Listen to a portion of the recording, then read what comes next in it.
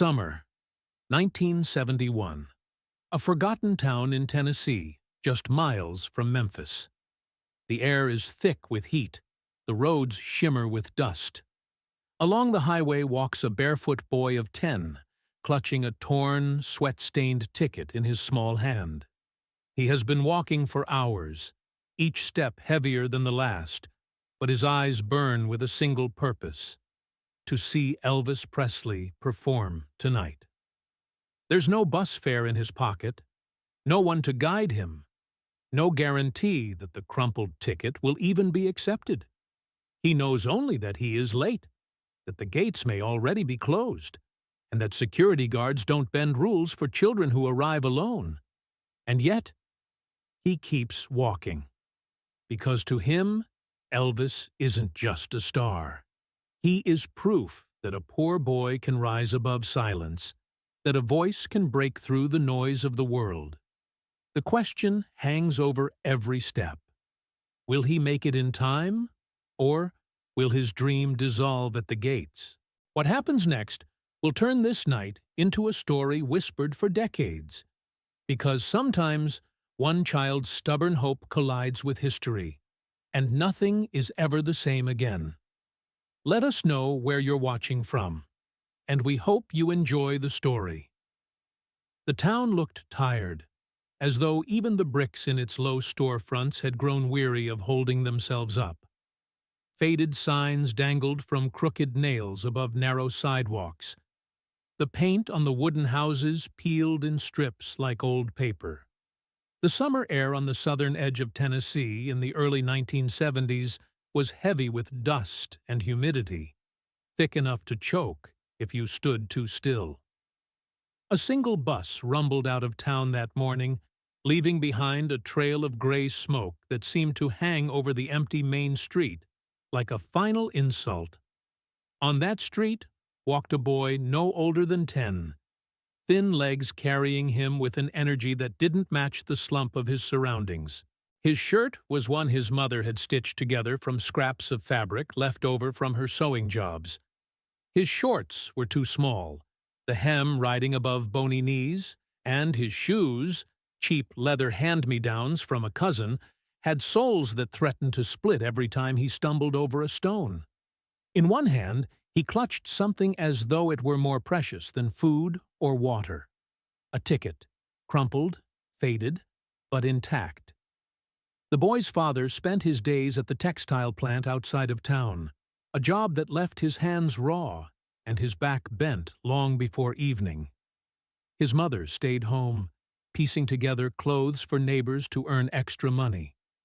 The boy had grown up surrounded by the hum of sewing machines, the clatter of old tools, and the muffled complaints about bills that never seemed to get smaller. Yet above all that noise, there was always the radio, and from it came a voice that sounded like hope itself. That voice belonged to Elvis Presley. To the boy, Elvis was not a man who wore sequined jumpsuits on stage, nor a star whose face appeared in glossy magazines he never had the money to buy. Elvis was something closer to a miracle, a poor kid who had come from places like his, who had known the sting of going without, and who had somehow made the whole world stop to listen when he sang. When that voice filled their kitchen late at night, his father would close his eyes and fall silent, and his mother would hum along as if she'd forgotten the ache in her hands. For the boy, those songs meant that escaping the gray weight of poverty was not only possible, it had already been proven. The ticket he held now had been a gift, though not one given lightly. His uncle, a broad-shouldered man who hauled crates on the Memphis docks, had bought it months earlier. He had pressed it into the boy's palm one Sunday after church, whispering, "Don't waste this. You'll never get closer to something bigger in your life." The boy had treated it like a relic, hiding it under his mattress at night and unfolding it again in secret, just to remind himself that the date printed on it was real.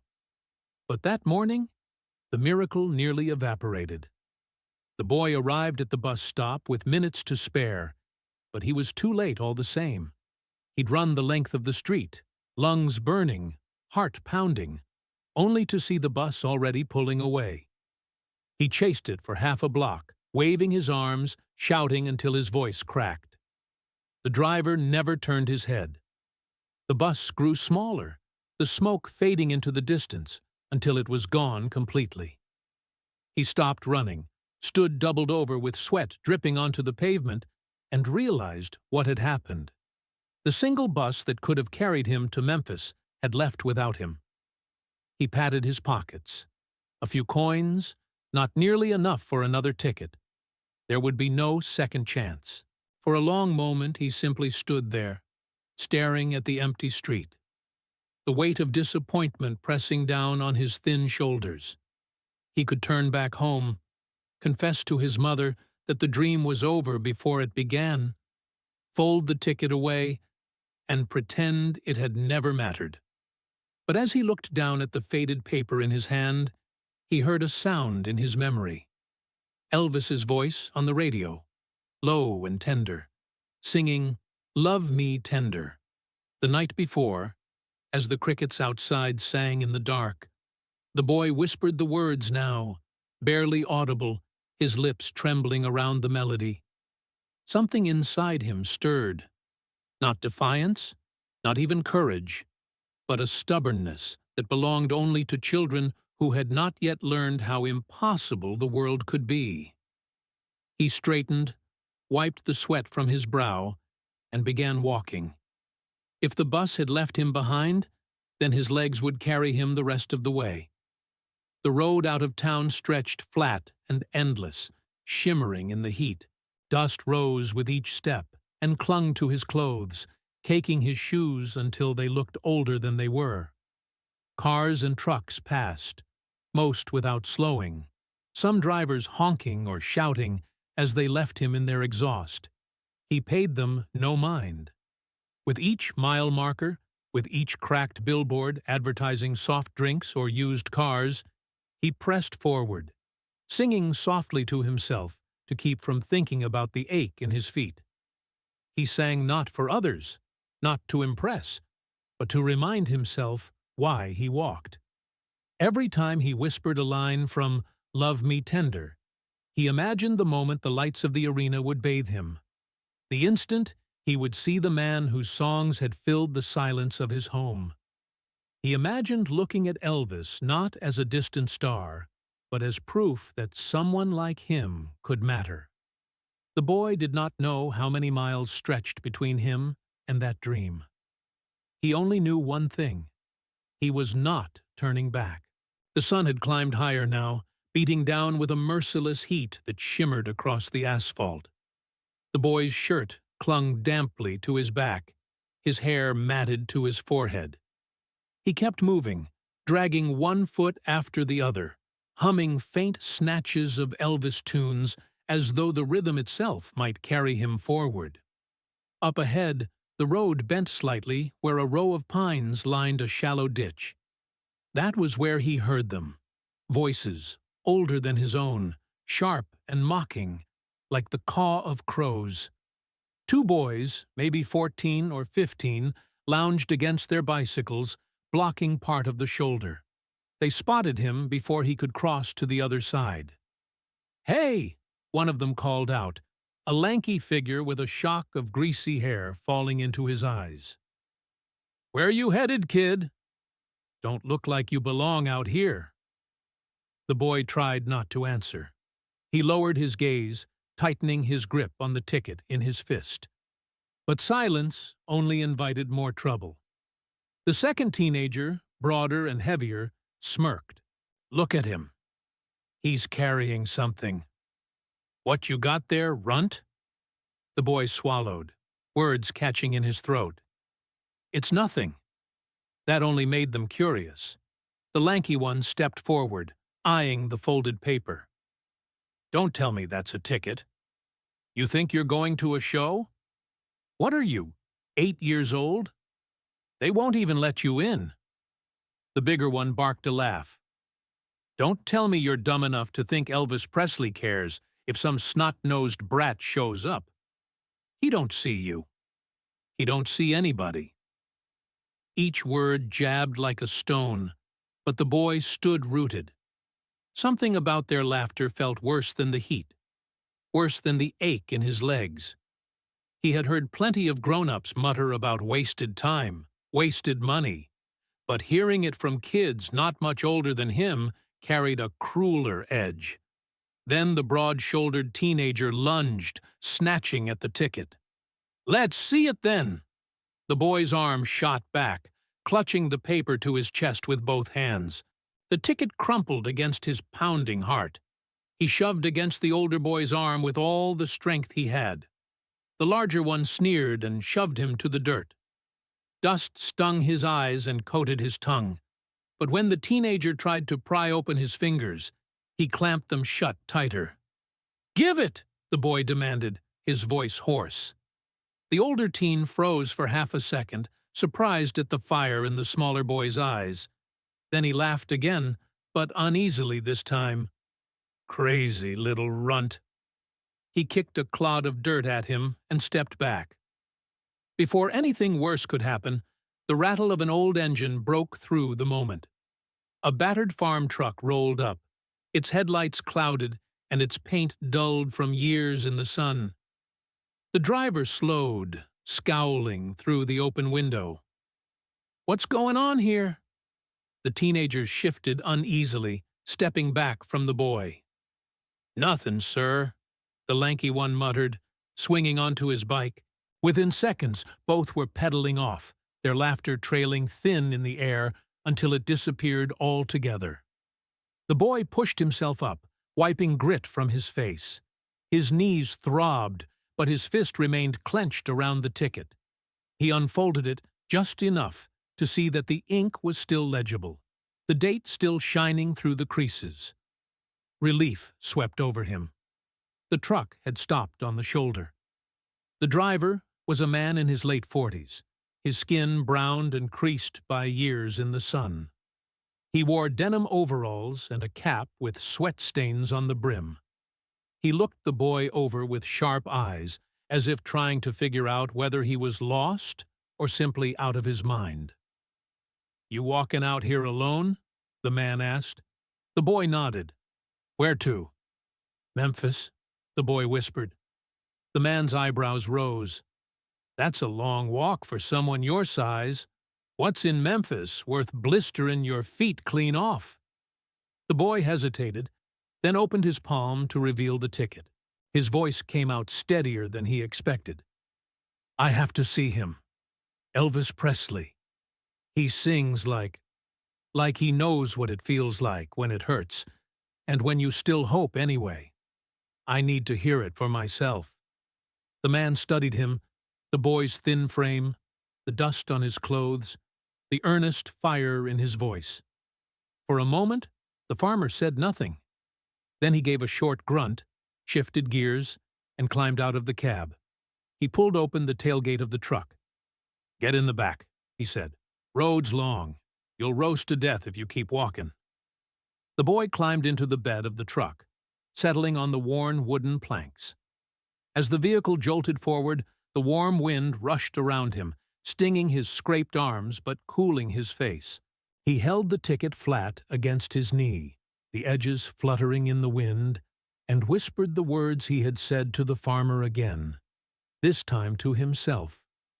"He sings like he knows what it feels like when it hurts, and when you still hope anyway." Somewhere deep inside, he believed those words were the truest thing he had ever spoken. The truck rattled on, carrying him closer to Memphis. The truck left him on the outskirts of Memphis as evening shadows lengthened. The boy hopped down from the bed, his legs stiff, but his heart quickened by the glow on the horizon. Above the rooftops, a strange light shimmered, brighter than the lamps of his small town had ever known. Neon signs buzzed alive. Cars lined the streets in endless rows, their chrome bumpers reflecting streaks of pink and gold. Somewhere in the distance came the dull roar of a crowd, thousands of voices blending into a restless tide. For the boy, every sound pulled him forward. He tucked the wrinkled ticket into his pocket and pushed through the throng that thickened around the arena. The building rose like a fortress of light. Giant columns, banners fluttering, searchlights circling the sky as if Memphis itself wanted to announce to the heavens that Elvis was home tonight. The boy had never seen so many people in one place. Women in sequined dresses shimmered under the street lamps. Men in pressed suits smoked nervously, waiting for their companions. Vendors shouted about popcorn and cold drinks. The smell of roasted peanuts and gasoline mingled in the air. It was overwhelming, almost dizzying. Yet he pressed closer, jostled by shoulders and elbows that barely noticed him. He finally reached the entrance gates. A knot of people formed a restless line, clutching their tickets like lifelines. The boy stepped forward, brushing dust from his shorts, and held up his own. The ticket felt small in his hand, fragile against the towering figure of the guard stationed at the gate. The man was broad-shouldered, wearing a pressed uniform shirt, his belt lined with a radio and flashlight. His expression was flat, practiced, already tired of dealing with overeager fans. The boy extended the ticket with trembling fingers. "Sir, this is for tonight." The guard took it, unfolded it, and frowned. "You're late, kid. Doors closed 20 minutes ago. Concert's already started." The words hit like a stone. The boy stared at him, unable to speak. His throat dried, his knees wobbled. "I can still go in," he stammered. "Please, I walked all this way." "Rules are rules," the guard cut in, folding the ticket sharply. He bent lower, eyes narrowing. "And where's your folks? You can't come in here alone. You think I'm letting a 10-year-old just wander inside? Not happening." The boy's lip quivered. His chest ached as though all the air had been punched from it. Around him, people shuffled impatiently, irritated by the delay. Someone muttered, "Move it along, kid." He clutched at the guard's sleeve. "Please, sir. My uncle gave me this ticket. I came all the way from—" The guard shook him off, voice rising. "That's enough. Step aside. You're not getting in." The boy's eyes blurred. The light from the arena seemed to smear across his vision as tears welled. He pressed the ticket to his chest, as though the paper alone could shield him from the humiliation. His dream, so close he could hear the faint echo of drums and guitars spilling from inside, was slipping away. Then, amid the shifting crowd, someone noticed. A woman in her late 30s, hair carefully curled, dress modest but neat, stood watching the scene unfold. She had a program clutched to her chest, but her expression was sharp with disapproval. "Excuse me," she said firmly, stepping closer. "What's going on here?" "Kids not allowed in," the guard replied, his tone clipped. The woman crouched slightly to meet the boy's tear-streaked face. "Honey, what's wrong?" He tried to speak, but only a broken whisper came out. "They won't let me in." She looked back at the guard, her voice rising. "You mean to tell me you're turning away a child who came all this way with a ticket in his hand? Look at him. He's shaking." "Ma'am, I told you. He's late, and he's alone. It's not safe." Her jaw tightened. "Don't you dare lecture me about what Elvis would want. If he knew a boy like this was left standing outside, he'd raise the roof himself." The guard shifted uncomfortably, but didn't yield. People in line began to murmur. A man in a fedora snorted, "You can't just let kids wander into concerts." Another, a young couple near the back, whispered, "He looks like he's been walking for miles." Poor thing. The noise swelled, half skeptical, half sympathetic. The boy felt every eye on him. His cheeks burned with shame, but also with a flicker of hope. Maybe someone, anyone, would believe him. The woman squared her shoulders, glaring at the guard. If he doesn't go in, I'm not going in either. And I'll make sure people know exactly how heartless you are. Elvis isn't just a performer. He's family to us fans. And family doesn't turn children away. The crowd reacted. Some scoffed, others applauded softly. The tension pressed against the boy's ears until he thought his heart might burst. Inside the arena, the music surged louder, the unmistakable sound of Elvis's voice soaring above the instruments. It was so close he could almost touch it, yet still beyond reach. He pressed his hands tighter to the ticket, tears drying on his cheeks as the standoff continued. For a moment, the boy wondered if this was the end. If after all the miles, all the dust, all the bruises and hunger, he would be left standing outside the gates with nothing but a useless scrap of paper. The guard's eyes flicked from the woman's determined face to the restless crowd, then back to the trembling child before him. His expression hardened, but the boy saw something else there too. Uncertainty. The night hung on a knife's edge. The argument at the entrance grew louder, spilling over the hum of conversation from the ticket line. The guard stood planted like a stone, arms crossed, while the woman beside the boy refused to back down. Her voice cut through the noise, steady and fierce. "You're not turning him away," she declared, "not when he came this far." The boy clung to the ticket as though it were the last fragile thread keeping his dream alive.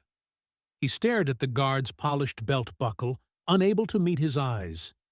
Each second stretched, heavy and unbearable, as if the whole arena were leaning against him, pushing him back into the night. People in line began to take sides. A tall man in a gray suit scoffed, lighting a cigarette. "This is nonsense. The kid doesn't belong here. Elvis doesn't have time for strays." A younger woman behind him folded her arms. "And what if it were your son? You'd want someone to help him, wouldn't you?" "That's different," the man muttered, blowing smoke into the air. The whispers spread like sparks. Some shook their heads, irritated at the delay. Others craned their necks to catch a glimpse of the small, dusty figure clutching his ticket, as if it might disintegrate. A few murmured encouragement. "Hang in there, kid. Don't let him scare you." The boy's throat ached. He wanted to explain, to tell them about the bus he had missed, about the endless road and the farm truck, about why Elvis's songs mattered more than sleep or safety. But the words wouldn't form. All he could do was stand small and silent as the guard's hand hovered near his radio, as though ready to call someone to drag him away. Then fate shifted. From the far side of the lobby, a figure strode past the velvet ropes, not in a fan's clothes, but in the casual authority of someone who belonged. He wore a dark jacket, a chain glinting at his throat, and moved with the confident gait of a man used to backstage corridors. A few in line recognized him instantly. One of Elvis's men, a member of the tight circle the newspapers liked to call the Memphis Mafia. He slowed when he noticed the commotion. His eyes landed on the boy, then on the guard, then on the woman standing defiantly between them.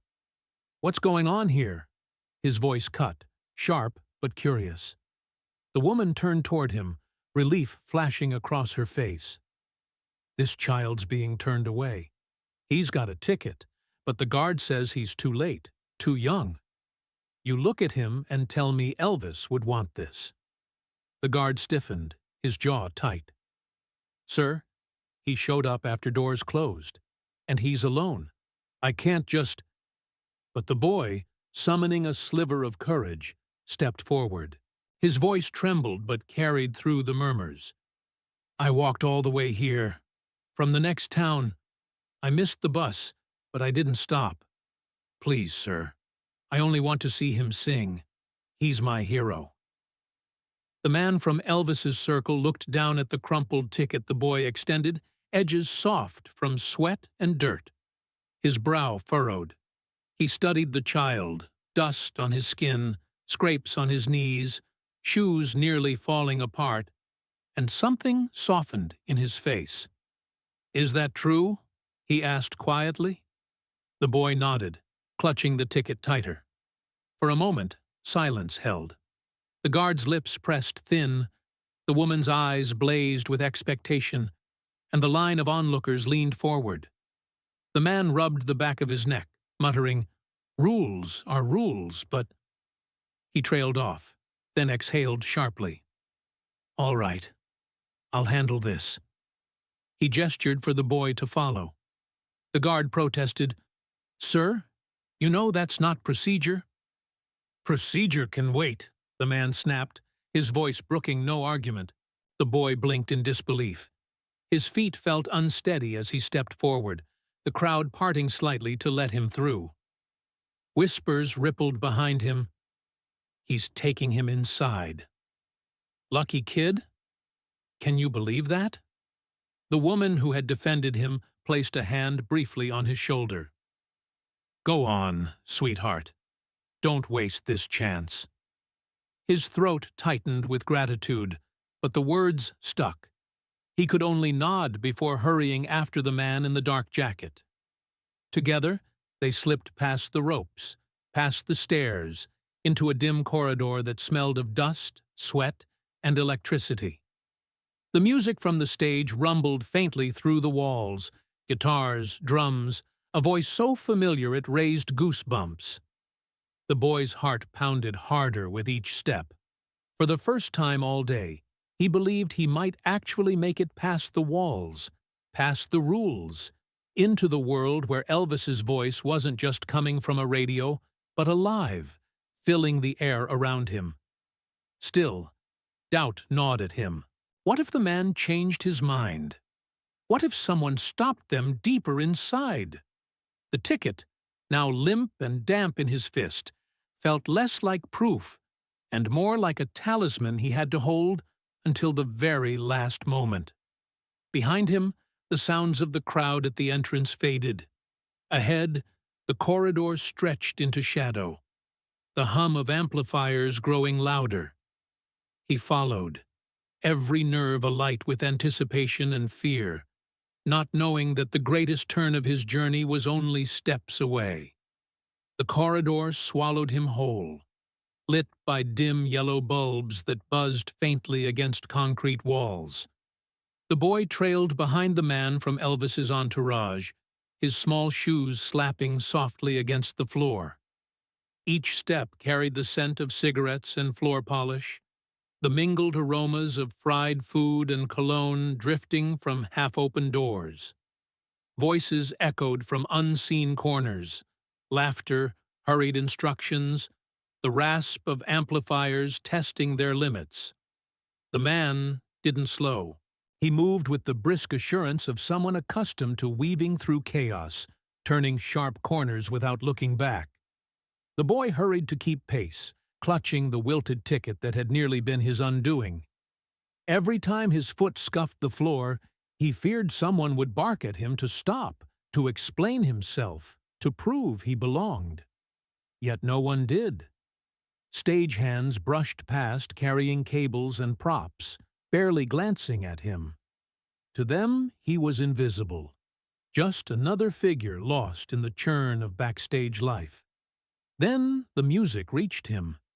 It wasn't the muffled hum he'd heard outside, but a living thunder. The arena shook with it, drums pounding like a second heartbeat, guitars slicing through the haze, and above it all, a voice that seemed to fill every crack in the building. Elvis was singing "Suspicious Minds," his words rolling like fire through the walls. The boy froze mid-step. He had heard this song dozens of times on scratchy radio speakers, but here, now, the sound felt as if it wrapped around his ribs, lifting him clean off the floor. The man noticed him lagging. "Keep up, kid. We don't stop here." The boy forced his legs forward, though his chest throbbed with awe. He followed down another passage, where the walls grew darker, plaster chipped from years of hurried hands. A spotlight beam leaked from a gap in the curtains ahead, carving a line of brilliance across the dust in the air. His pulse quickened. He was close. Then, suddenly, everything shifted. They turned a corner and nearly collided with a figure emerging from the stage. For an instant, the boy thought the light itself had taken human shape. The man wore a white jumpsuit studded with rhinestones that caught every glimmer of the backstage bulbs. A cape hung loose at his shoulders. Dark hair glistened with sweat, sideburns sharp against his pale skin. His face, though lined with exertion, held a radiance that needed no spotlight. It was Elvis Presley. The boy stopped breathing. His limbs refused to move as though the world had pressed pause. The ticket slipped slightly in his grip, crumpling more against his damp palm. Elvis wiped his forehead with the back of his hand, then glanced at the man escorting the boy. "Who's this little fella?" His voice was lower than when he sang, but it carried the same rhythm, the same warmth. The man cleared his throat. "Found him outside causing a scene. Says he walked here from out of town. Wouldn't take no for an answer." Elvis's eyes moved from the man to the boy. They lingered, steady, searching. "That true?" The boy's mouth opened, but no sound came. He swallowed hard, words tangled in the knot of awe swelling in his chest. Finally, barely above a whisper, "Yes, sir. I had to see you." The hall fell strangely silent. Even the muffled roar from the stage seemed to dim. Elvis stepped closer, crouching slightly so his eyes met the boy's. There was no impatience in his gaze, only curiosity, and something else, a flicker of recognition, as though he saw not just a child, but a reflection of a road he himself had once walked. "You came all that way? Alone?" Elvis asked. The boy nodded, clutching the ticket against his chest like a shield. For a heartbeat, no one moved. Then Elvis smiled, a slow, genuine curve that softened his entire face. "Well now," he said, rising again, "a fan like that shouldn't be standing in the shadows." The man from the entourage shifted uneasily. "Boss, maybe we should—" Elvis cut him off with a wave of his hand. "Don't worry, he's with me." He extended his arm to the boy. "Come on, son. Let's give these folks something they'll never forget." The boy blinked. His mind whirled. Had he heard correctly? Elvis was not only acknowledging him, but inviting him closer, pulling him into the very world he had dreamed about every night. His legs trembled, but somehow he stepped forward. Elvis's hand, firm yet gentle, closed around his smaller one. In that moment, the boy felt the weight of the miles he had walked, the jeers of the teenagers on the roadside, the stern refusal of the guard at the door, all of it dissolve like mist. What remained was the warmth of that grip and the certainty that he was no longer invisible. Elvis glanced toward the stage entrance, where the glow of spotlights pulsed with the beat of the music. "They're waiting out there," he said softly, more to himself than to anyone else. Then, with a quick grin to the boy, he added, "Let's not keep 'em waiting." And just like that, the king of rock and roll turned back toward the stage, a small boy at his side, ready to walk into the blinding lights together. The curtains parted with a hiss of heavy fabric, and the boy felt as though the world had opened into another dimension. A wall of light struck his eyes, blinding at first, while a deafening roar shook the air. The arena was alive, a living ocean of people rising from their seats as Elvis stepped back into view. Cameras flashed like bursts of lightning, catching the gleam of rhinestones on his suit. But the spotlight didn't just fall on Elvis. It spilled onto the boy clinging to his hand. At first, confusion rippled through the crowd. The music faltered as the band glanced at each other, waiting for a cue. Thousands of heads turned, voices whispering, "Who's the kid? What's he doing there?" Then came the hush, sudden, heavy, as though the entire building had inhaled at once. The boy's knees nearly buckled. He had imagined this moment so many times, seeing Elvis on stage, hearing the songs he loved fill the air. But he had never dreamed of standing there himself, staring into a sea of strangers, their faces blurred by the glare of spotlights and cigarette smoke. His stomach twisted, his throat tightened until it hurt to breathe. Elvis crouched slightly, whispering into his ear, "Don't be afraid. You've come this far. Just stand with me." Those words steadied him. The boy clutched Elvis's arm, nodding. Elvis straightened, his voice carrying easily over the silence. "Ladies and gentlemen," he said, his Memphis drawl rich and deliberate, "this young man walked miles tonight just to be here. He didn't let anything stop him. And I reckon that's the spirit that keeps music alive." A murmur rippled through the audience. Then came applause, tentative at first, then swelling until it thundered. The boy blinked, stunned. They weren't laughing. They were cheering. For him. Elvis lowered himself to sit at the edge of the stage, patting the spot beside him. "Come on, son, right here." The boy obeyed, settling cross-legged next to the king of rock and roll as the crowd roared its approval. Elvis reached behind, motioning to a stagehand. Within seconds, a guitar was brought forward. He strummed a few chords, the sound warm and pure against the crackle of applause.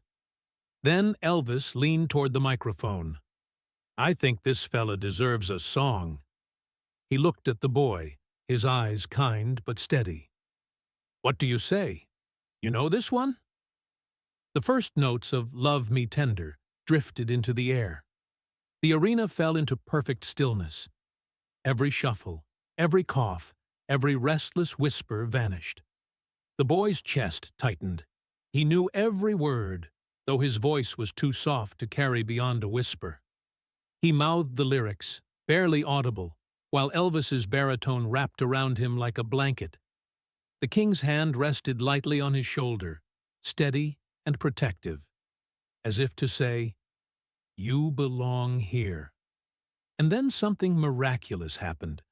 The boy's faint whispers became sound, trembling, off-key, but real. He sang the line alongside Elvis, his small voice cracking but sincere. The microphones caught only a trace of it, but those closest to the stage leaned forward, tears glistening. Elvis didn't flinch. He smiled mid-song, nodding encouragement, weaving the boy's fragile attempt into his own flawless melody. It wasn't a duet by any measure of professionalism, but it was honest, raw, and it struck the audience with the force of truth. By the second verse, people were on their feet. Grown men wiped their eyes. Women clasped their hands to their chests. The arena became a cathedral, with thousands bearing witness to something far greater than entertainment. When the final chord faded, the silence hung for a fraction of a second, then broke into an eruption of sound. Applause, cheers, whistles, stomping feet. Some shouted the boy's name, though they didn't know it, calling him "Little Man," "Brave Kid," "Elvis's boy." The boy's face flushed hot. He looked down at his worn shoes, ashamed of their scuffed leather, until Elvis squeezed his shoulder. "Hold your head high," he murmured. "This is your moment, too." The boy lifted his gaze, and for the first time in his life, he didn't feel invisible. Thousands of eyes were on him, not with scorn or pity, but with admiration. The tears he had fought back spilled freely, though now they carried relief, joy, disbelief all at once. Elvis stood, drawing the boy up with him. He bowed slightly to the audience, then guided the child into a gentle wave. The crowd responded with renewed thunder, the kind of applause that rattled bones and shook rafters. For that instant, time seemed suspended. The boy was no longer a tired child from a forgotten town, no longer the boy mocked on the roadside or rejected at the gate. He was a witness to magic, and part of it too. Elvis leaned close again, whispering just for him. "Remember this feeling. Don't ever let anyone take it away." The boy nodded, unable to speak, the sound of the crowd crashing around him like waves on a shore. And when Elvis lifted his guitar again, the music surged forward, carrying both of them into a night that would never be forgotten. The roar of the arena still echoed in his ears when Elvis guided him back through the curtains. The sudden shift was dizzying. One moment, a blinding sea of faces and thunderous applause. The next, a dim corridor buzzing with hurried voices and the metallic clatter of stage equipment. The heavy drapes swung shut behind them, sealing away the storm of sound as though nothing had happened. The boy stumbled slightly, his heart racing, his cheeks still damp. His legs felt rubbery, not quite his own.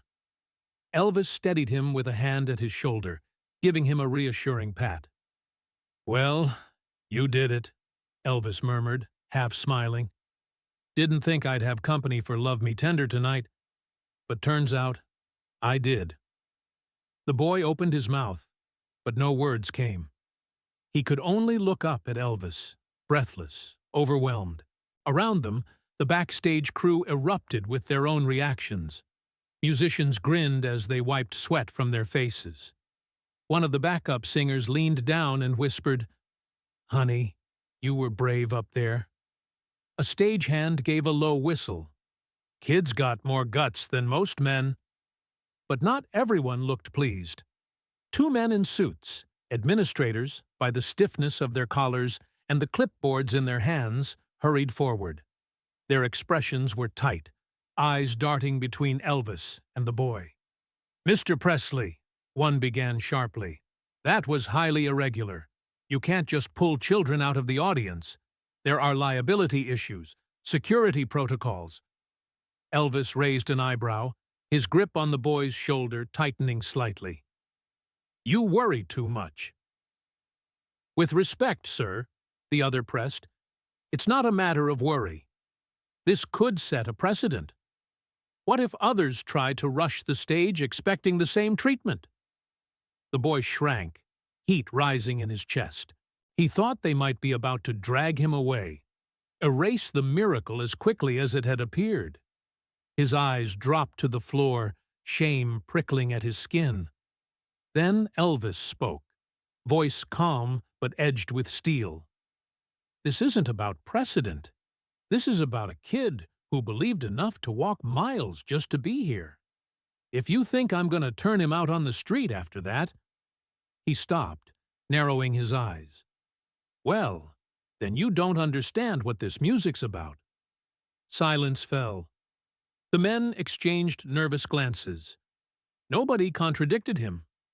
Elvis crouched slightly so the boy could hear him over the background bustle. "Don't let their fussing bother you. You're my guest tonight."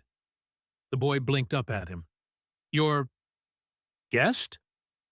"That's right." Elvis straightened, addressing the nearest stagehand. "Get him something to eat. He looks like he hasn't had a proper meal since breakfast. And find him a good seat near the stage, one of the VIP spots. If anyone asks, he's with me." The boy's throat tightened. He wanted to protest that he didn't need anything, that just being here was enough. But before he could, someone appeared with a paper plate piled high. Fried chicken, cornbread, a slice of pie balanced on the side. The smell made his stomach twist with sudden hunger. He hadn't realized how empty he was until that moment. He ate quickly, shyly, while Elvis returned to the stage to finish his set. From the wings, the boy sat close enough to see the sweat shine on Elvis's brow, close enough to hear the rasp of his breathing between songs. The audience remained on fire, still buzzing from the unexpected scene they'd witnessed. Each time Elvis passed near his side of the stage, he flicked a quick glance toward the boy, as if checking to make sure he was still there. Each glance carried the same unspoken message. You belong here now. For the first time since leaving his small town, the boy felt the tight knot in his chest loosen. He wasn't invisible, not tonight. Yet, even in that relief, he sensed the fragile balance. The administrators had not disappeared. He saw them still watching from the shadows, whispering to each other, scribbling notes. Their stiff backs reminded him that not everyone celebrated his presence. Some wanted him gone, erased from the memory of this evening. But each time that fear stirred, he remembered Elvis's hand on his shoulder. Elvis's words, "You're my guest." And so he stayed, heart steadying, watching as the king commanded the stage, the band blazing behind him. For all the protests, all the rules and warnings, no one dared move him. Not while Elvis Presley sang with the force of a man who had decided, without apology, that the boy belonged. The boy leaned forward, clutching the signed ticket in his pocket, and thought, if this is a dream, let me never wake. The concert wound down in a blaze of lights and cheers. But backstage, the energy shifted. Crew members moved quickly to pack instruments. Cords coiled like snakes. Cases snapped shut. The hum of celebration outside was replaced by a different rhythm. Tired laughter, clinking bottles of soda, the scrape of chairs pulled together. The boy sat quietly on a bench against the wall, his plate empty now, his hands folded tight in his lap. The sounds of the arena still rang in his ears, but his thoughts circled back again and again to the moment Elvis had taken his hand under the spotlight. At last, when the applause outside thinned and the stage crew began to relax, Elvis reappeared. His white suit was damp with sweat, his hair clinging to his forehead, but his energy carried the glow of a man who had just poured his soul into the night. A towel hung around his neck, and his cape had been set aside. He looked tired, but not diminished. If anything, more human. "Come on, son," Elvis said softly, gesturing toward a narrow hallway. "Let's find somewhere quiet." The boy rose at once, following him into a dressing room tucked behind the stage. The space smelled faintly of aftershave and cigarette smoke. A small mirror framed by light bulbs reflected the clutter of the room. Cups half-filled with cola, plates with half-eaten sandwiches, scarves draped over chairs, a guitar leaning lazily against the wall. Elvis sank into a chair with a sigh, tugging at his collar. Then he nodded toward the chair beside him. "Sit. You've had a long night." The boy obeyed, his small frame almost lost in the oversized chair. For a moment, neither spoke. The muffled hum of the arena filtered through the walls, but in the little room, time seemed to pause. At last Elvis leaned forward, resting his elbows on his knees. His eyes, so piercing under stage lights, now seemed gentler, more thoughtful. "Tell me something. Why'd you come all this way by yourself?" The boy hesitated, his throat tight. But there was something in Elvis's gaze that invited honesty. He swallowed and whispered, "Because you sing like you know how it feels. When nobody listens, and when it hurts. I thought, if I heard you sing in person, maybe I'd feel less alone." The words spilled out faster now, as though they'd been waiting for years. "My daddy works at the mill. He comes home tired every night.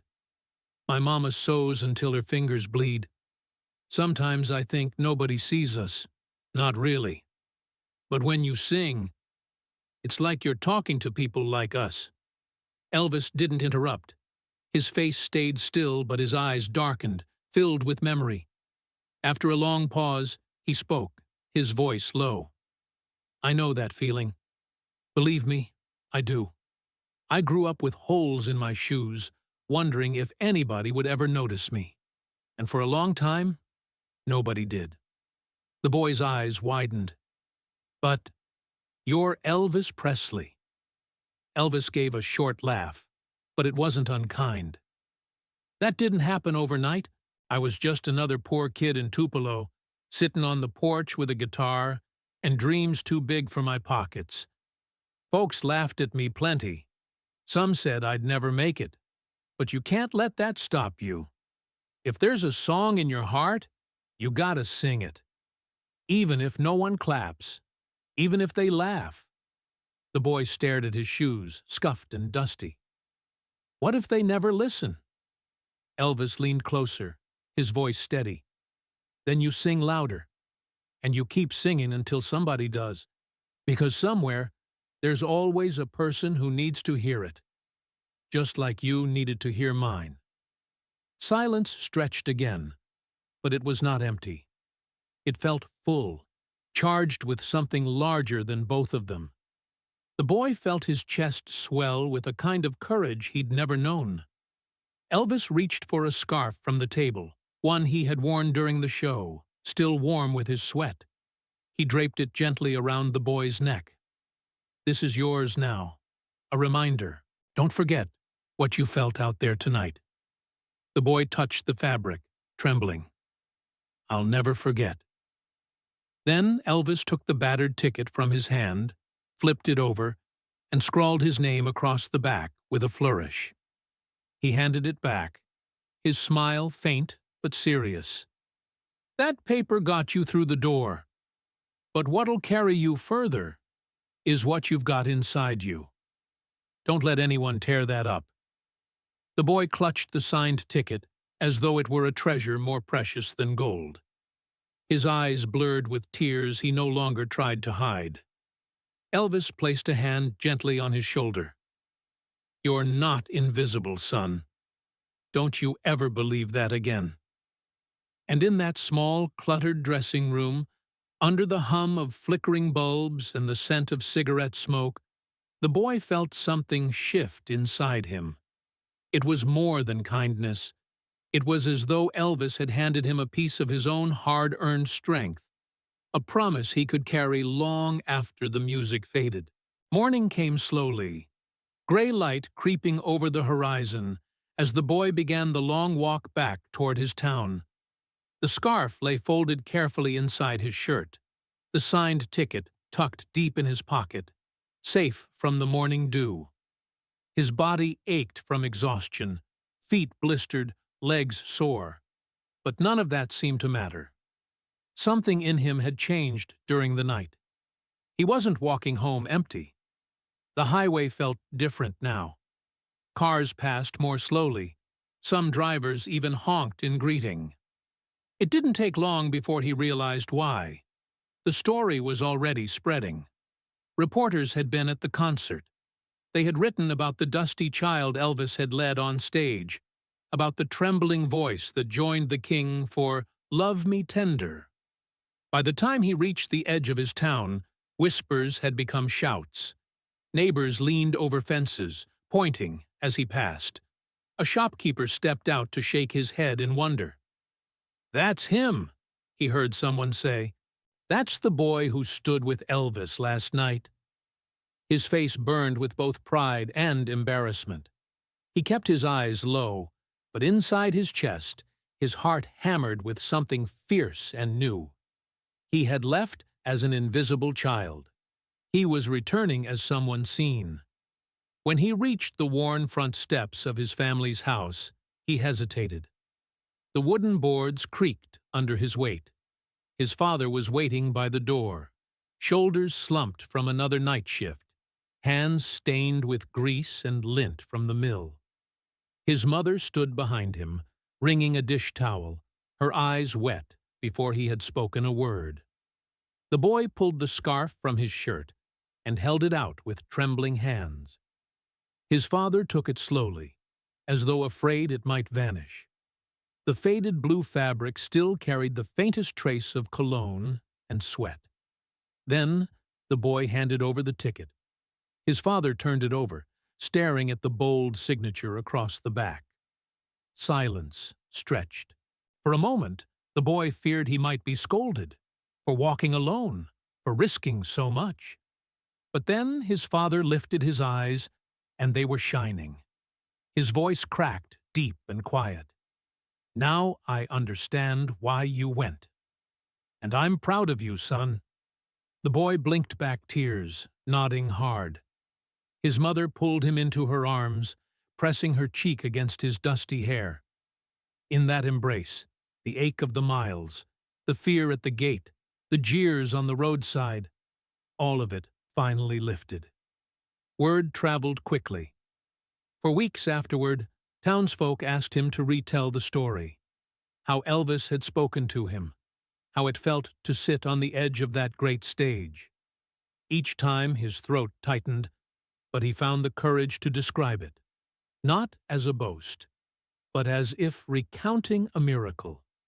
Because for him, it was. Years passed. The boy grew, as all children do, his hair darkening, his voice deepening. The scarf faded with age, folded carefully in a drawer. The ticket, creased and fragile, remained pressed between the pages of a family Bible. Life moved forward. Work, responsibility, bills, joys and sorrows. Yet one memory never dulled. And when he was older, much older, he found himself telling the story not just to neighbors, but to his own children and grandchildren. Each time, his voice slowed when he reached the part that mattered most. "That night," he would say, "I stood on a stage I had no right to stand on." And Elvis Presley put his hand on my shoulder and told me, "Don't let anyone make you believe you're invisible." The room always fell quiet when he spoke those words. They carried a weight larger than music, larger than fame. They were a promise that even the smallest voice could matter if it dared to speak. And whenever the old man heard "Love Me Tender" on the radio, drifting from a diner jukebox, or played at a family gathering, his mind slipped back. He no longer saw the flashing cameras or the roaring crowd. Instead, he saw the backstage corridor, the warmth of a hand closing around his, and a man who had known the same hunger, the same loneliness, offering him something no one else could: belief. The world would remember Elvis Presley for many things, for the records, the concerts, the frenzy of fans. But for one boy, in one forgotten town, the memory was simpler. It was the night he walked into a light too bright for him and found he wasn't blinded at all.